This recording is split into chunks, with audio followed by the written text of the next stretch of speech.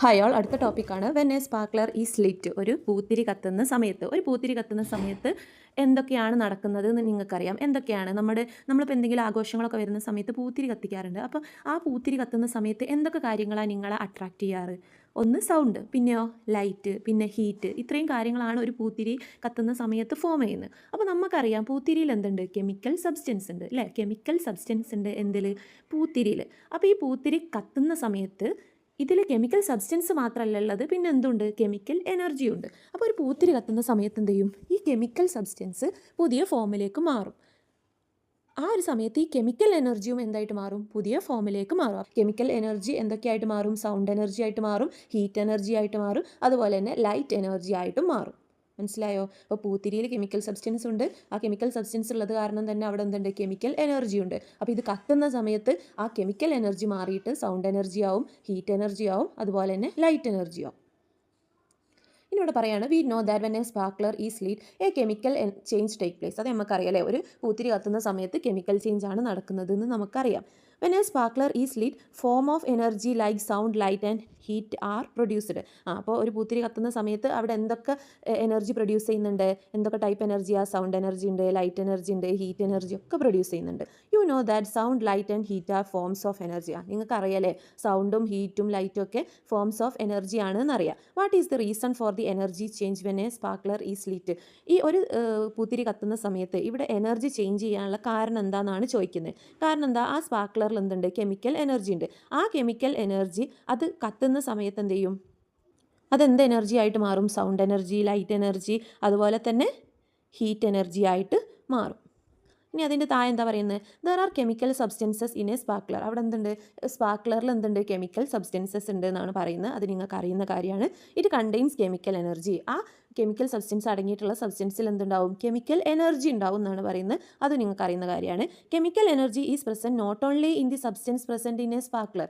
ഒരു സ്പാർക്ലറിൽ മാത്രമല്ല എന്തുള്ളത്? കെമിക്കൽ എനർജി ഉള്ളത്. ബട്ട് ഇൻ ആൾ സബ്സ്റ്റൻസ്, എല്ലാ സബ്സ്റ്റൻസിലും എന്തുണ്ട്? കെമിക്കൽ എനർജി ഉണ്ട്. When a sparkler is lit, ഒരു സ്പാർക്ലർ കത്തുന്ന സമയത്ത് the chemical energy in sparkler is converted into the forms of energy like sound, light, heat. അപ്പോൾ sparkler കത്തുന്ന സമയത്ത് എന്താവും? കെമിക്കൽ എനർജി ചേഞ്ച് ചെയ്തിട്ട് ഏതൊക്കെ രൂപത്തിലേക്ക് മാറും?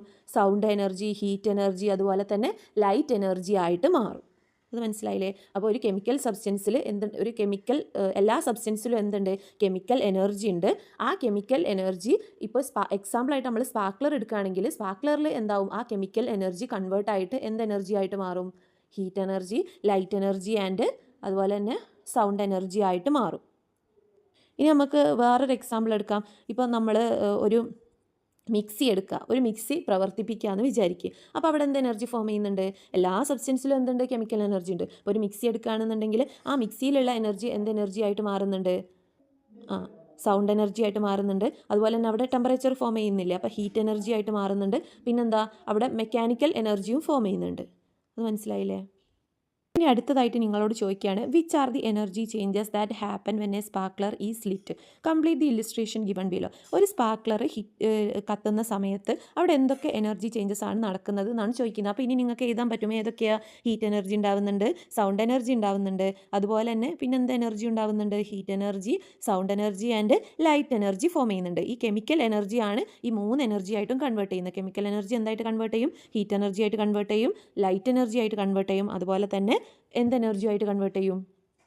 സൗണ്ട് എനർജി ആയിട്ട് കൺവേർട്ട് ചെയ്യും. Some chemical changes are given in the table. കുറച്ച് കെമിക്കൽ ചേഞ്ചസ് ഈ താഴെ ടേബിളിൽ തന്നിരിക്കുന്നു. Discuss the energy changes taking place in them. എന്തൊക്കെയാണ് എനർജി ചേഞ്ചസ് ഇവിടെ നടക്കുന്നത് എന്ന് പറയണം.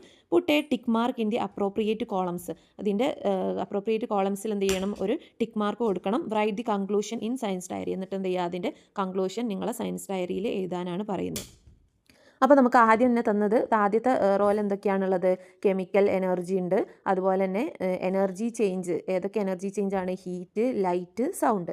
അടുത്തതിൽ പേപ്പർ ബേൺ ചെയ്യുന്ന സമയത്ത് എന്തൊക്കെ എനർജിയാണ് ഉണ്ടാവുന്നത് എന്നാണ് പറയേണ്ടത്. അതുപോലെ തന്നെ ക്യാംഫർ ബേൺ ചെയ്യുന്ന സമയത്ത് എന്തൊക്കെ എനർജി ചേഞ്ചസ് ആണ് ഉണ്ടാവുന്നത് എന്നുള്ളത്.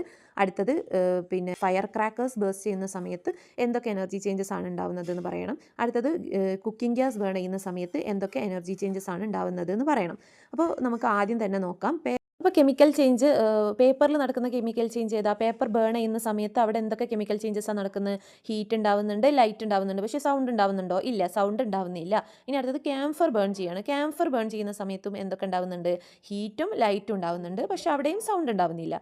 ഇനി ഫയർ ക്രാക്കർ ബേസ്റ്റ് ചെയ്യുന്ന സമയത്താണെന്നുണ്ടെങ്കിൽ ഹീറ്റ് ഉണ്ടാവുന്നുണ്ട്, ലൈറ്റ് ഉണ്ടാവുന്നുണ്ട്, അതുപോലെ തന്നെ സൗണ്ടും ഉണ്ടാവുന്നുണ്ട് അല്ലേ? ഫയർ ക്രാക്കർ ബേസ്റ്റ് ചെയ്യുമ്പോൾ അവിടെ സൗണ്ട് ഉണ്ടാവുന്നുണ്ട്. ഇനി അടുത്തത് കുക്കിംഗ് ഗ്യാസ് ബേൺ ചെയ്യുന്ന സമയത്താണെന്നുണ്ടെങ്കിൽ അവിടെ എന്തൊക്കെ ഉണ്ടാവുന്നുണ്ട്? ഹീറ്റ് ഉണ്ടാവുന്നുണ്ട്, ലൈറ്റ് ഉണ്ടാവുന്നുണ്ട്. പക്ഷേ എന്തുണ്ടാവുന്നില്ല? സൗണ്ട് ഉണ്ടാവുന്നില്ല.